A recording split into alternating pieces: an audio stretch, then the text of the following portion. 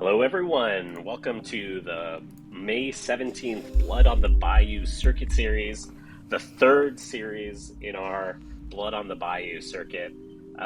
This is round 4, Buddy on Fang versus Robert on Mario, Arakni Marionette. My name's Jonathan, and I'm here with Charles. How are you doing, Charles?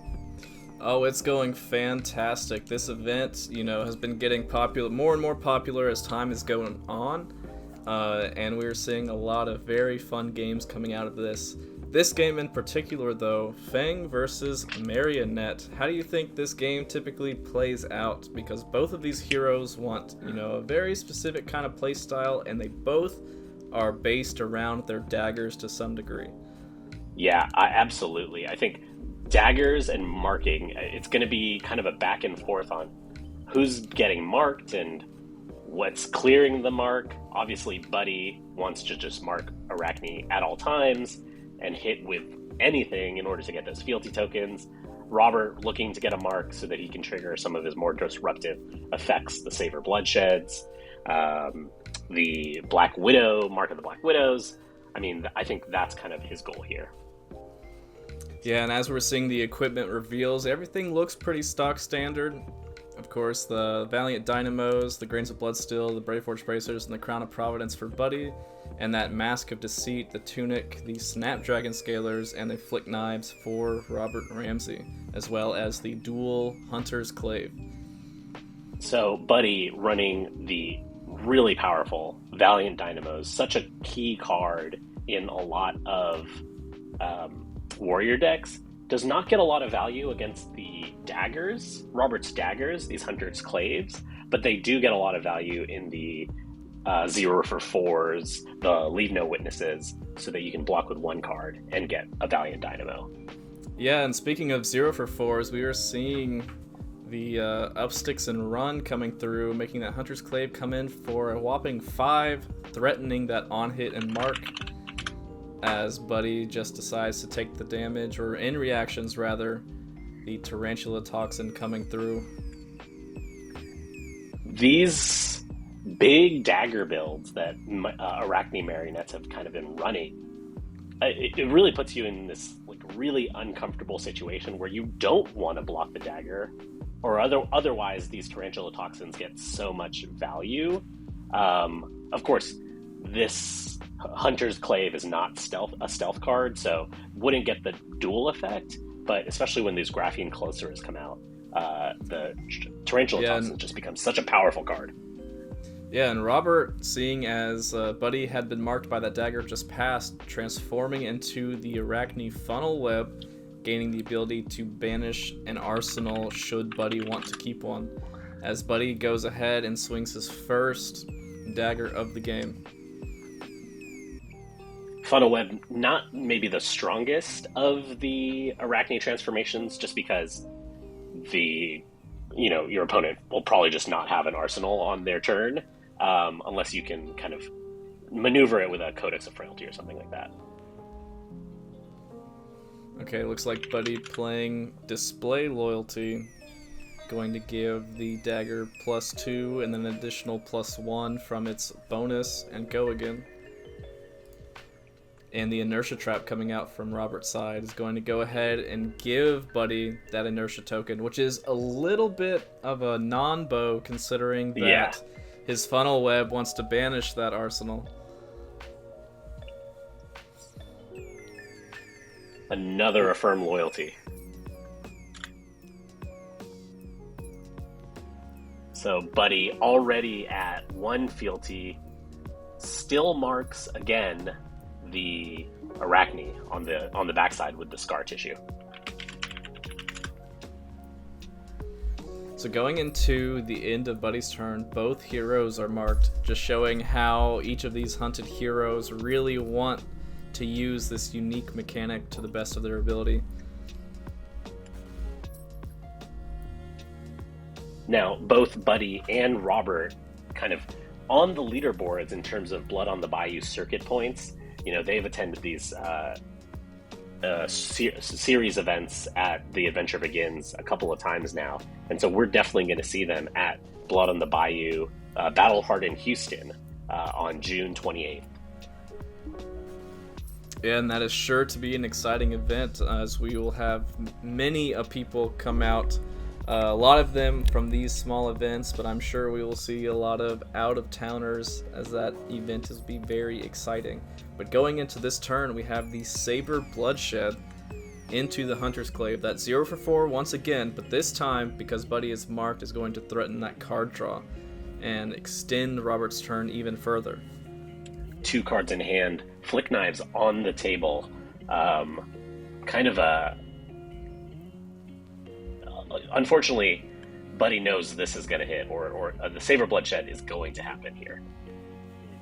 And he looks like no blocking this. Yeah, Fang is in a interesting position where in the early game you really want to be able to get to those fealties fast, and sometimes you have to keep a larger part of your hand to make that happen, just because you want to push through maybe some blocking cards that Robert might lay down, just to make sure that you hit the hero while they're marked. And so Buddy may, have to take additional damage on these first couple turns, which could pose difficult should more disruption come through from Robert. And then do you think that once Buddy gets those fealty tokens online, he's more incentivized to block because he doesn't need the card for resources? Or does Buddy just keep his entire hand again and just output so much damage with all of those cards that don't need to be used for resources? Well, having the 3 fealties gives Buddy a lot of flexibility in his turns.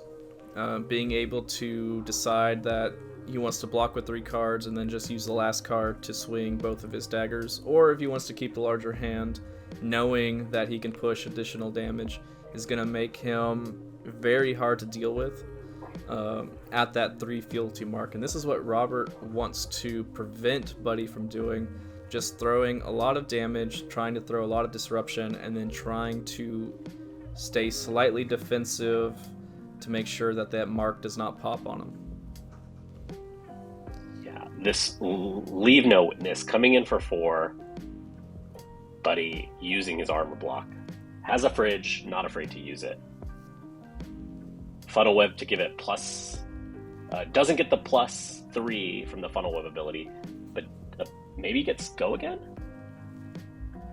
I won't get anything like that, but it will just push damage and banish the top card of the deck.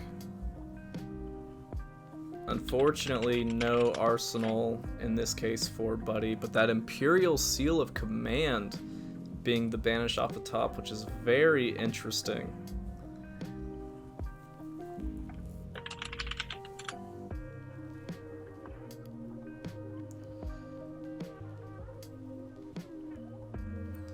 Buddy going into his turn, the Vigor popping. That 1 resource floating going to help him out substantially is just the free activation on the first dagger for the turn. Robert's still marked here, so has to be concerned about letting any of these daggers hit. Yeah, and I think at one point you just have to let him hit.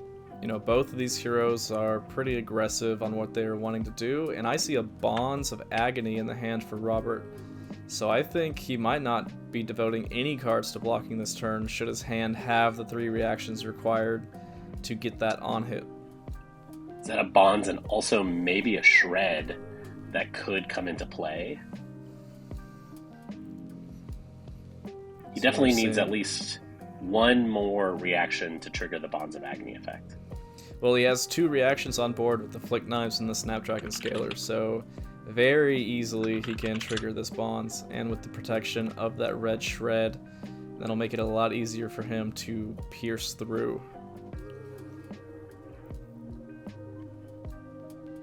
So Long Whisker Loyalty, Attack React, giving it, I believe... Yeah, I believe he chose the on-hit mark. Mark, yeah. So that keeps Robert marked as he, yeah. So Buddy up to 2 fealty. This dagger attack threatening that 3rd fealty, turning Buddy's hero text online and giving Buddy his extreme amount of flexibility for the rest of this game. As Robert's trying to decide Does he block this out, or does he stay aggressive? Chooses to block it out with one of those cards, a double trouble. Leading by 4 health is Robert.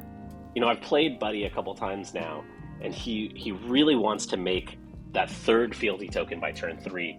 Won't be able to do it at the start of turn 3. Won't be able to do it right now, but still has the option to get another fealty as Robert is still marked. And we're seeing the Orb Weaver Spinneret come through, that Graphene Calicera being created on the side of Robert, giving the next stealth attack +3. Robert deciding on how he wants to structure this turn. I believe he has another red Upsticks and Run in hand, so swinging that Hunter's Clave first, trying to mark and see what happens. So the Hunter's Clave coming in just for the 1, doesn't consume the Graphene, the Orb Weaver Spinneret ability, is maybe hoping to come out here with the Graphene Calicera afterwards. Buddy's now marked from that on hit. Both heroes yet again marked by their respective abilities. Robert trying to decide what he wants to do, and he's deciding to pass and instead just roll for his agent rather than push that Graphene Calicera damage. Yeah. Kind of losing the value on the Orb Weaver Spinneret. Might have been a blue Orb Weaver Spinneret unless it was a red, and so choosing to turn into a demi-hero rather than use that stealth ability. Turns into Black Widow. Yeah, Black Widow being the strongest of the bunch, some would say. Yeah, but Buddy absolutely. coming in with a strong play as well. The Savor Bloodshed into the dagger for 5. Robert is not as powerful when you don't have access to flick knives, but still a really impressive attack here. Doing 8 damage, draw a card, has go again, and now triggered the 3rd fealty. Yeah, Buddy's hero text now turn online is going to give him some extreme flexibility for the rest of this game. Should he want to block for a lot more, or should he take the extra damage to push larger hands? He no longer has to pitch for his abilities. Robert saying, you don't need those vigor tokens now that you have the ability online.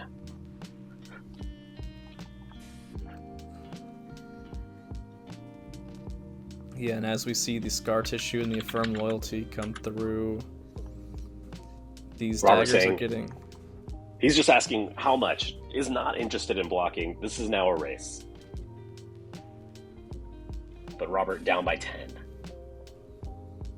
Yeah, it looks like Robert in the hand had an from under the trapdoor.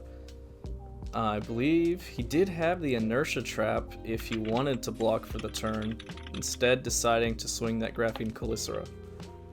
So might be trying to keep his entire hand. Looks like he has double codexes. Could do some really fancy stuff by discarding to the Black Widow trigger here, and then flicking the Black Widow, or the Graphene Calicera later, to get double Black Widow triggers. Yeah, but to do that, you would have to have 2 chain links, and if he wants to play out this Codex of Frailty, he wouldn't be able to do that in that case.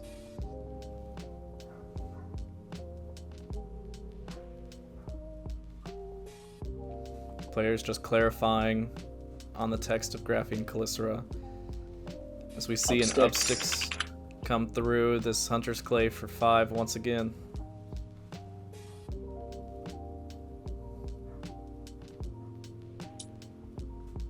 This is a race. Buddy says no blocks.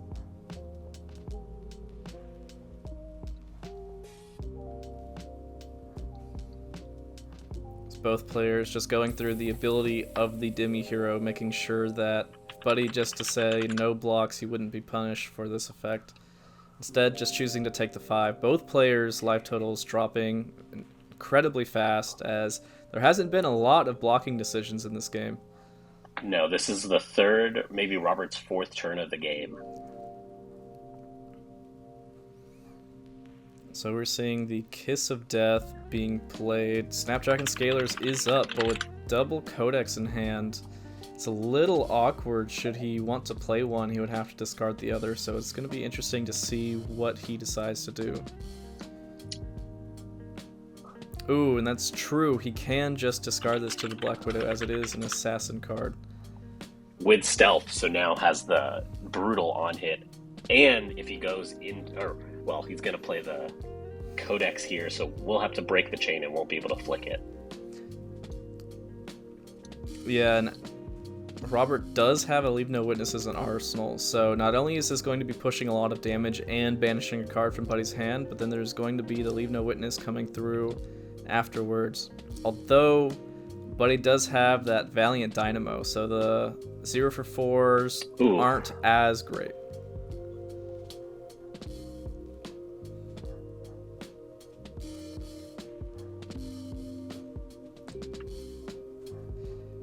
Yep, yeah, banishing players. one from hand, loyalty beyond the grave is the response.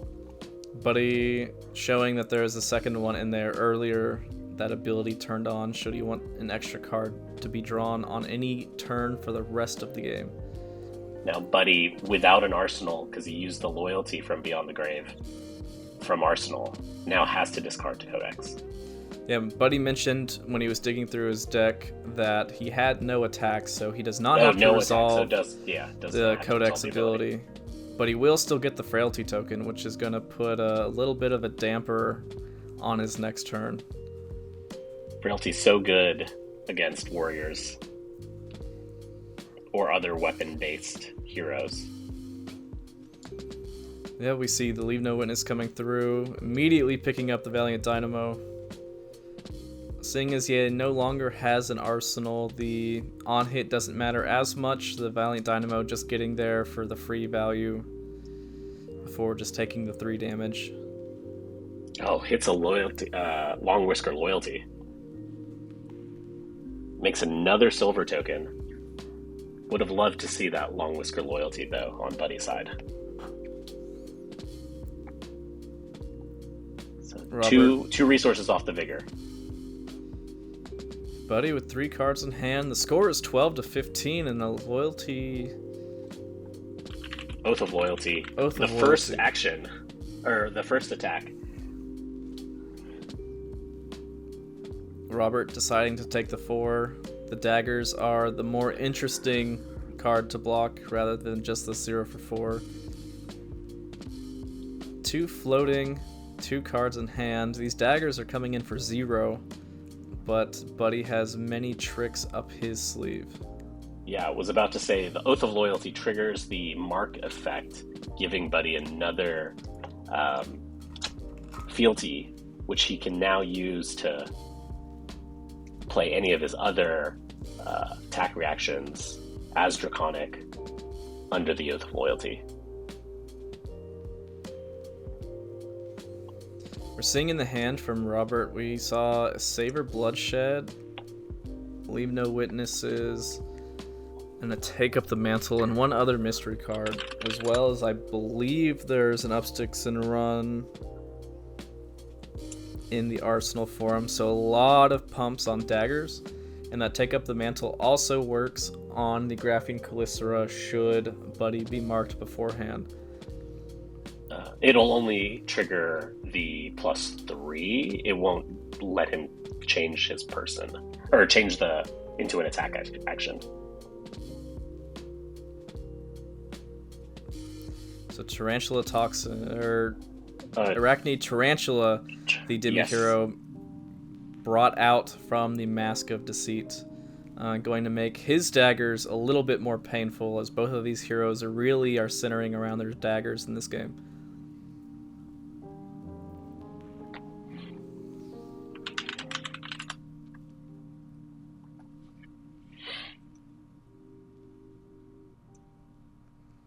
Robert thinking about what he's going to do if he wants to block this dagger for 3, with the 1 card floating, or if he wants to keep his hand to mount an even greater assault. The life total is 12 to 11.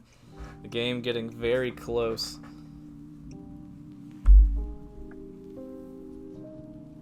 Most of Robert's cards likely to at least be worth 3 points of value here, at least for the Arakni at least to be discarded to the Arakni Tarantula ability.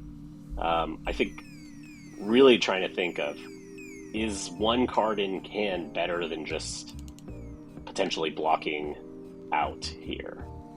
Yeah, and Buddy just flashed his card to the camera. It is, I believe, his 3rd Long Whisker Loyalty, and this is the 3rd Draconic Chain Link as well, meaning that all modes would be active should he choose to deploy it. And it looks like Buddy is deciding to leave it alone, sending it to the arsenal and closing the chain. Interesting, he had the option to choose all modes, yet he decided not to, I guess thinking that he wasn't going to get enough value on the turn. But arsenaling a card against an assassin is always such a risky move.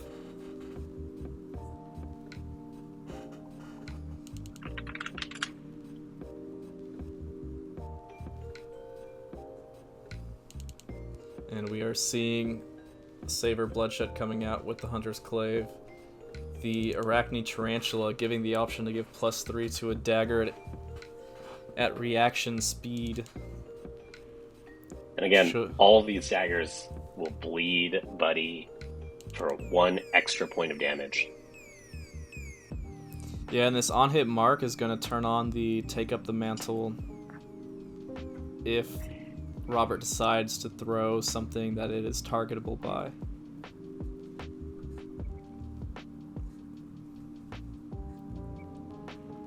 Buddy really thinking about lining up blocks here. Yeah, he just wants to weigh in all of his options before Robert, he makes at a low life total, does not need that many cards to kind of take him to lethal. Buddy looking at the graveyard, seeing the red shred and saying, "Ooh, I could die." As he's very wary of whether or not he actually wants to block this attack. And this is the conundrum that assassins put you in. Every decision is a bad decision. Yeah, the 2 players just talking about what they're thinking at this moment of time. This decision's interesting. Yeah, blocking here is, I think, a little better than blocking elsewhere, just because you don't have the opportunity for a Tarantula Toxin blowout.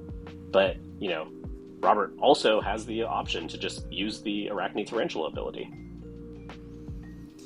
Yeah, but you have to think that blocking this Hunter's Clave is very important, and the fact that if Buddy isn't marked for the rest of the turn and there is no second Hunter's Clave, it's going to be very awkward for Robert to get any benefit off of the cards that want him to be marked.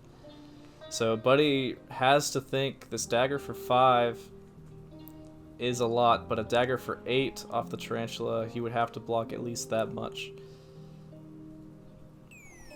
Yeah, Buddy saying, I don't like this at all.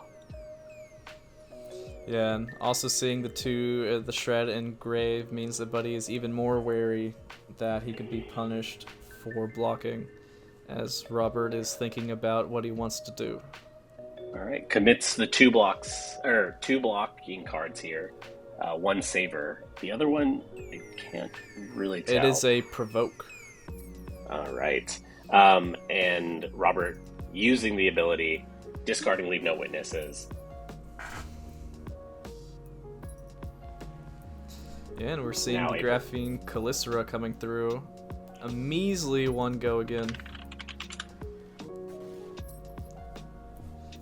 Flick Knives coming out. Robert out of Hunter's Claves. Unless he can retrieve one of those daggers back, he will not have a good means of marking for the rest of the game. Has already used 2 pickup sticks. Instead, one of the most powerful cards in the game, Command and Conquer. Yeah, it was a pretty good card to have in this situation. You've already stripped cards from your opponent's hand. That arsenal is that long-whiskered loyalty. Buddy deciding to just cash in that Crown of Providence, blocking with the grains just to save some additional life.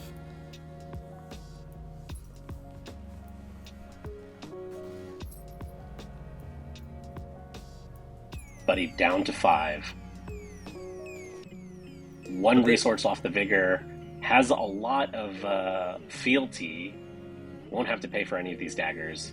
3 cards in hand, can definitely threaten lethal. Robert has to think about blocking here. Yeah, and we see a Hunt's End in the hand for Buddy, and Buddy also has those 2 Loyalty Beyond the Graves in his graveyard. If he wants to be extra aggressive on this turn, he can try to draw a card, have that 4-card hand, and come in for a very lethal attack, even when Robert is at an 8 life.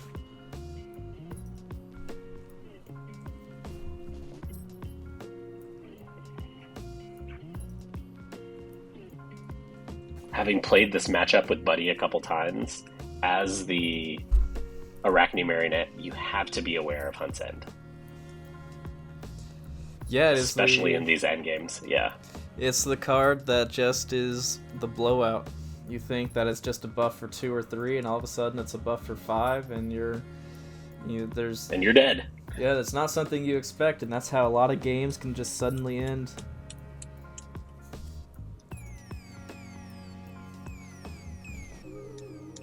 Buddy swinging that lone dagger, very unassuming, as the has to keep this poker face. 4-card hand has a lot of options to him. Robert has to decide if he wants to block. If he doesn't block, he's most likely just dead, as Buddy can just stack buffs on a single dagger, and that is the strength of Fang. If you commit 2 or 3 cards on a dagger because you're afraid of dying, then Buddy can sidestep it and go to the next one. But if you only commit 1 card because you're unsure of how many buffs they have, then Buddy can just make the 1 dagger very tall.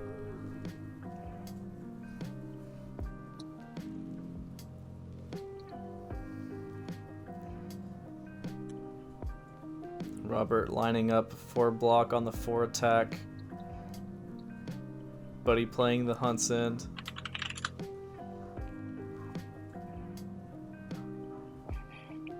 Has revealed his Hunt's End. Robert has to block more. Yeah, now that he knows it's there, Robert saying that he wasn't quite done with his blocking decision, but he may be jumping the gun slightly in this situation. Now knows that, yes, he probably should block some additional amount. But if he does, Buddy can just say, okay, I won't play the Hunt's End, and then just arsenal it and pass turn.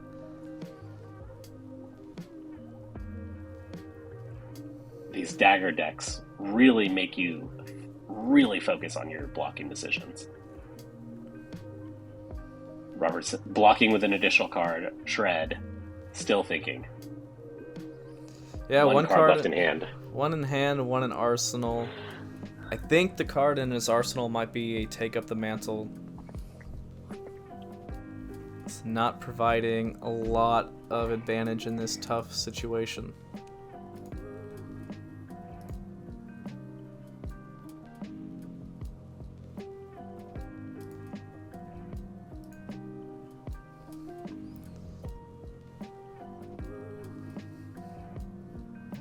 Ooh, we're just seeing the fealty created and the tip-off being played to just push a little bit of extra damage on the turn, and that Hunt's End being moved to the arsenal. Rob with 1 card left in hand. Pretty good one, Persuasive Prognosis. Yeah, this one is going to threaten some cards out of Buddy's hand, and Buddy has another Hunt's End in his hand, so of course he wants to block this. There is always the threat that there could be a Just the Nick in arsenal. Yeah, 1 card that Marios are kind of taking out of their decks as they kind of lean heavier into this dagger focus build, but you always have to be scared of 1. And Buddy's it looks like scared of 1. Yeah, Buddy just blocking 6 on the attack, deciding that his hand is already good enough. Goes ahead and swings the dagger for 1. Robert blocking 3, Buddy playing the Huntsman from hand. Robert taking 3 down to 2. Buddy, fealty rich, has definitely demonstrated his devotion to the Emperor. The second Huntsman coming out. Into the 0 for 4. Going down to 1 is Robert. Very precarious situation. And like we mentioned before, if you overblock on a dagger, then Buddy can sidestep it by playing in a draconic attack reaction and move to the next one. But if you don't overblock on a dagger, Buddy can then just go very tall. Savor bloodshed. The draw effect not live because Robert is not marked at the moment. Yeah, but this hand feels a little anemic. Yeah. A defense reaction, a pursuit, and the Blaze Headlong. Not a draconic attack reaction to play on the turn. Yeah, unfortunately, Buddy drawing the wrong side of his deck at this point. Finding defense reactions when Robert does not have cards in hand to attack with. Yeah, Robert blocking 4 on the Blaze Headlong. That relentless pursuit is going to mark him.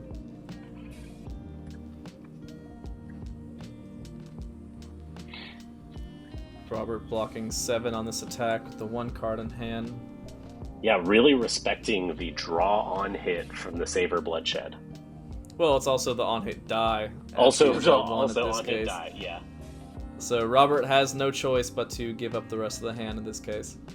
And Buddy drawing again Shelter from the Storm, not the defense reactions he wants to see. Thankfully, this time he drew a Pledge Fealty, and this will allow him to sidestep this dagger as Robert is blocking 6 on this. We're seeing the scar tissue come in, giving the attack go again, and then the tip-off coming through and finishing the game out. What an incredible game between these two, I would say, dagger-focused heroes to some degree. Yeah, Buddy really able to come online so quickly, even in the face of a lot of damage, dagger damage from Rob on Arakni Marionette. Buddy making it through round 4, Fang over Arakni Marionette. Charles, any last thoughts before we head to round 5? I think this has just been an amazing game to watch, and I hope the best of luck to the rest of their games. Yeah. Thanks for joining us at The Adventure Begins, Blood on the Bayou Circuit Series, 3rd version of this event. We just finished round 4. See you in round 5. Thanks.